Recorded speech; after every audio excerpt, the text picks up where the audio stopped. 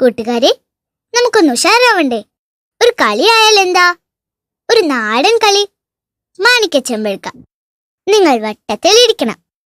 ഇനി നടുക്കൊരാളെ ഇരുത്താം. അയാളാണ് പൊട്ടൻ.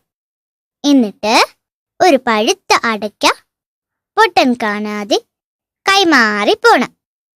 അടയ്ക്ക ആരുടെ കയ്യിലാണെന്ന് പൊട്ടൻ കണ്ടുപിടിക്കും. ഇനി കണ്ടുപിടിച്ചാലോ അയാൾ നടുക്കിരിക്കും.